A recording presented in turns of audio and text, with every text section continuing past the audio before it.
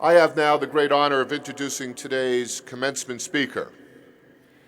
Michael Lewis is a native of New Orleans who earned a Bachelor of Arts degree from Princeton University and a Master of Science in Economics from the London School of Economics. He is the author of several best-selling books, including Liar's Poker, a memoir of his time as a Wall Street trader, Moneyball, an insider's look into how the Oakland Athletics use statistics and new ideas to build a winning baseball franchise, and The New Thing, a profile of Jim Clark, the co-founder of Netscape, who, by the way, just recently gave this university $30 million.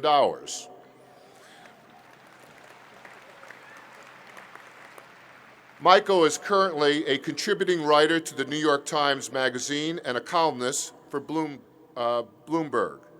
His writing often appears in The New Yorker, Slate, and Foreign Affairs. He has served as editor and columnist for the British Weekly, The Spectator, and as senior editor and campaign correspondent for The New Republic. He has also filmed and narrated pieces for ABC's Nightline and hosted a series on presidential politics for NPR. His latest book, Coach, Lessons on the Game of Life, which just came out this week, is a memoir of Lewis's baseball coach at a New Orleans high school. In this case, it was Coach Fitzgerald at Newman High School. Coach's message is a profound one because it says it's not just about winning, but it's about self-respect, sacrifice, courage, and endurance. It's a great pleasure for me to welcome to Tulane University in this commencement, Michael Lewis.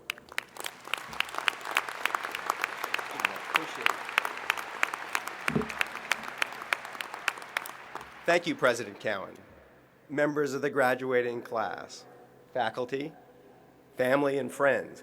Somewhere up there, there's someone who's just realizing that they didn't sneak into an arena football game for free. Thank you, too. The doors are now locked. It's both an honor and a shock to be here. It's an honor for me, and I think it's a bit of a shock for you, because not long after President Cowan asked me to give this talk, I received a copy of an article that appeared in the Tulane Hullabaloo. And the writer was a little bit upset that I had been asked to address you. She wrote that no group of students had been so deeply insulted by the choice of a commencement speaker since the University of Pennsylvania invited Big Bird. Big Bird. My little brother sent me that article out where I live in Berkeley, California, and it made him very happy. But he said that he thought that you all were being a little unfair to Big Bird. I probably should start by apologizing for being here, for being who I am. But I can't. I'm too flattered to be here. I grew up here. I'm a New Orleanian. I grew up in uptown New Orleans. And like many uptown New Orleanians, my family has a long relationship with Tulane University. Monroe Hall, the much maligned Monroe Hall, is named for my great-grandfather, Blanc Monroe. My father graduated from the Tulane Law School, first in his class. I have more for you later. I didn't go to Tulane, but I feel as if I did. Every New Orleans boy has one big decision to make in life, Tulane or LSU. And even as a boy, I could tell there was a difference. LSU people told jokes about Tulane people. Tulane people told jokes about LSU people. The difference was that the Tulane people didn't think of them as jokes. They thought of them as true stories. And one of these sticks in my head, which I heard when I must have been about 10 years old. It was set in the old Sugar Bowl Stadium during halftime during a Tulane LSU game. Two guys, one from LSU and the other from Tulane, stand side by side in the bathroom. The Tulane guy, he finishes and he zips up and he walks out the door. The LSU guy finishes, he zips up, washes his hand, and chases after the Tulane guy. And he catches him. And he says, "Excuse me, sir, but at LSU, they teach us to wash our hands after we pee." And the Tulane guy turns to him and says, at Tulane, they teach us not to pee on our hands.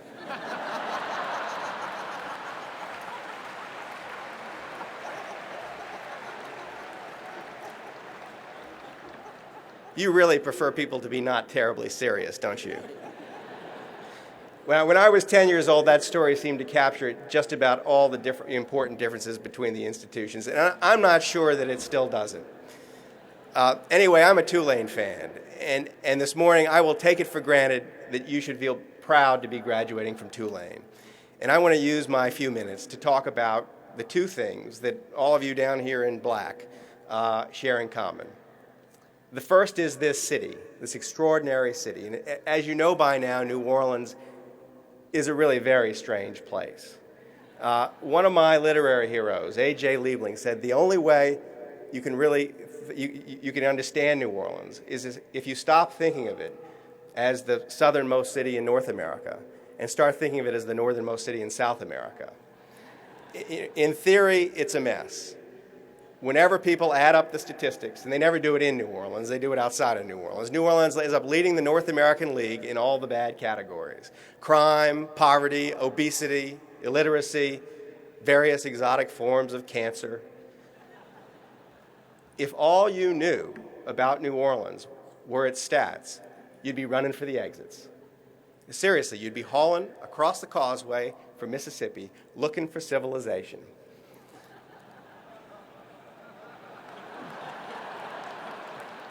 I'm not sure you'd find it, but you'd be looking.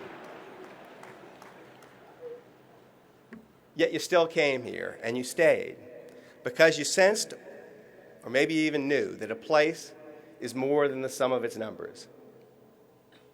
And in a funny way, I think what's special about this place you've chosen to be educated in is how wholesome it is. It's been slower to fragment than most of America. It's always trying to connect the present to the past and to keep all the pieces together. Just after I published my first book, I had a wonderful New Orleans moment.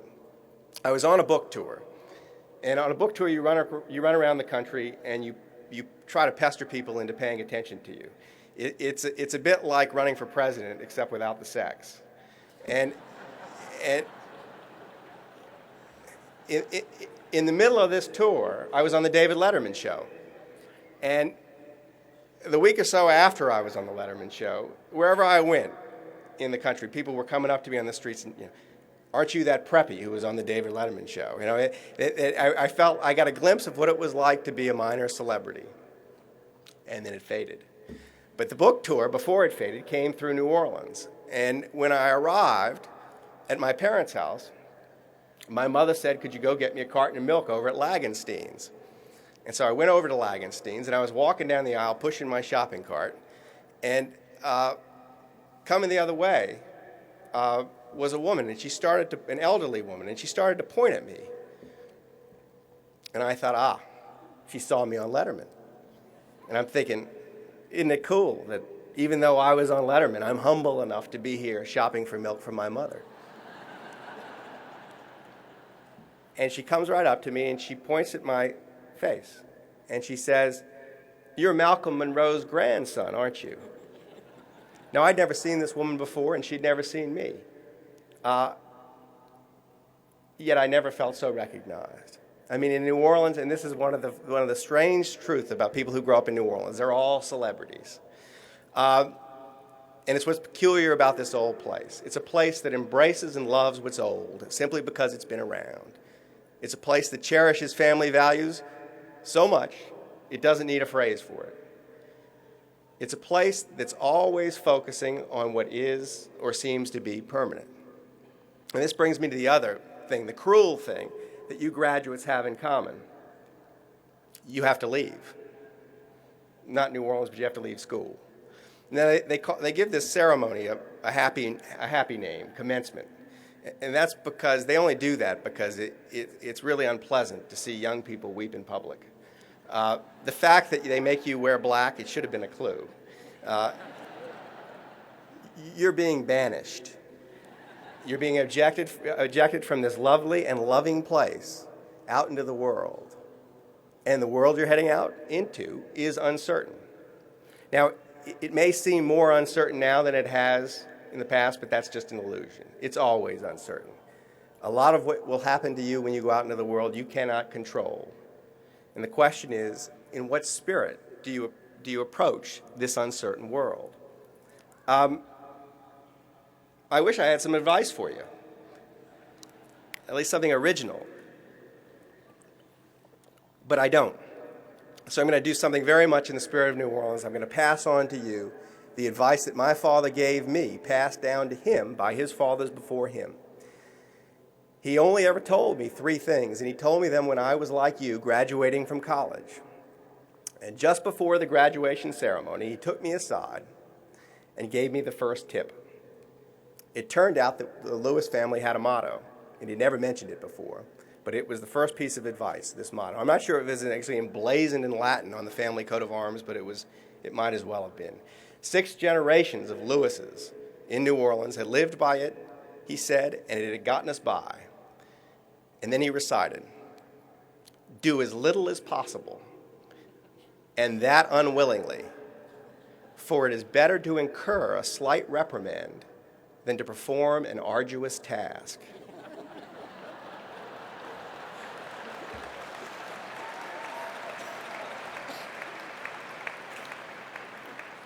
Now, no one else will ever give you this advice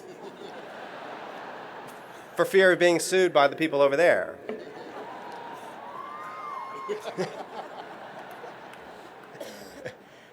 But it can be useful, and it relates directly to my father's second piece of advice. Under no circumstances, however dire, should you become a lawyer.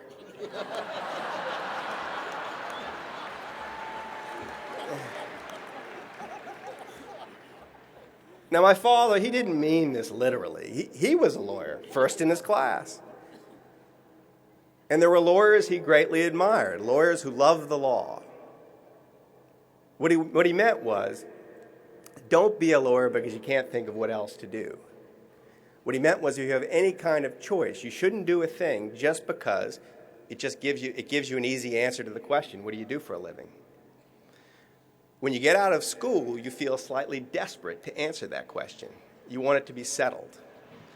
But it's never going to be easier than it is right now to keep it unsettled, to take a chance, to find something worth taking a chance on.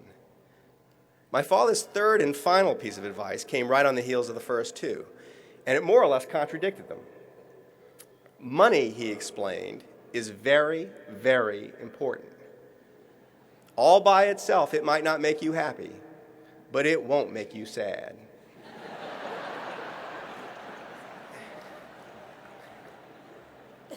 Now, this brings us to one of the oddest things about American life, at least American life as it's lived outside of New Orleans. We are, as a nation, the richest people who ever walked the earth. We know more about money than any people in history. Yet the more we have, the more importance we attach to the getting of it. When I got out of college, there was this new phenomenon, and it hasn't gone away. Wall Street was hiring young people as fast as they could walk in the door and paying them more than young people had ever been paid. I lucked into one of those jobs. 2 years in, they handed me $250,000 as a bonus and told me if I hung around for a few years, I'd be really rich, that I'd be making $2 million a year minimum. And this was back when $2 million was real money. The business school was probably asleep at this point. The trouble was that 2 years into my job on Wall Street, I had something I actually loved to do. I loved to write. I didn't know anyone who made a living by writing, but I had an offer from a New York publishing firm to write a book that would explain why anyone would pay me millions of dollars, and they would give me $40,000 to write it. Now, my father had told me that money was very important, but he had also told me, somewhat more enthusiastically, never be a lawyer. And I was on Wall Street a lawyer. I was just doing what I was doing because I couldn't think of what else to do. And so I called my father, and I very excitedly told him I was going to quit this $1 million a year job to write a book. And he went silent for about 5 seconds. "You might want to sleep on that," he said. A few minutes later, he had a thought. He said, why don't you just stay on Wall Street long enough to get really rich, and then you write your book. It can be a book about how you got really rich. Now, this sounded sensible. The trouble was, when I looked at older people on Wall Street, I couldn't imagine any of them walking away to write a book. They didn't have the passion. And I knew that if I hung around, I wouldn't have the passion either. So I quit and I wrote the book. And in a sense, it cost me. I'm not really, really rich. Just a little rich. But I have memories, and the memories are worth more than the money. And one of my favorite memories is when my little sister called me after my first book came out and said my father was running around downtown New Orleans looking for someone to brag to that his son had written a book, and he had entirely forgotten how much it had cost. Now, your parents want you to make them proud, and you should make them proud. But you've got to do it yourself, and to do it yourself, you may have to ignore their advice. My advice to you is to do what you love before you figure out how much you love is going to cost you. And if you do it right, there's no need to wash your hands afterwards.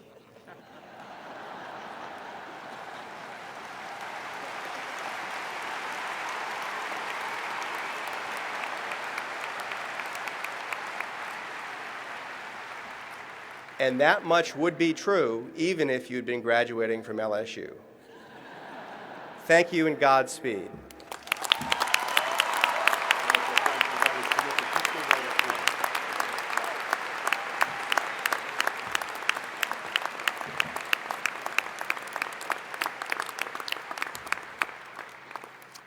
I told you were going to hear a lesson about passion, and now you witnessed it.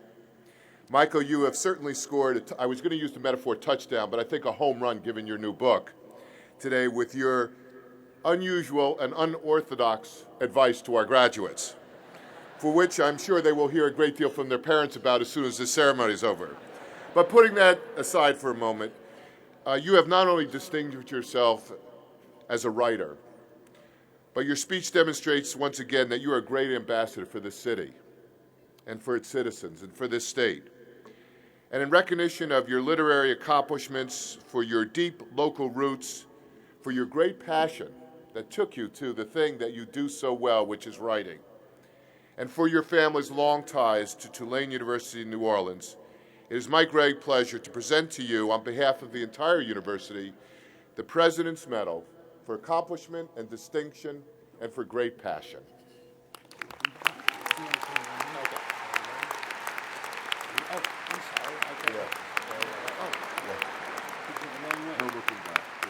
Thank you very much. Thank you very much. Did you enjoy that?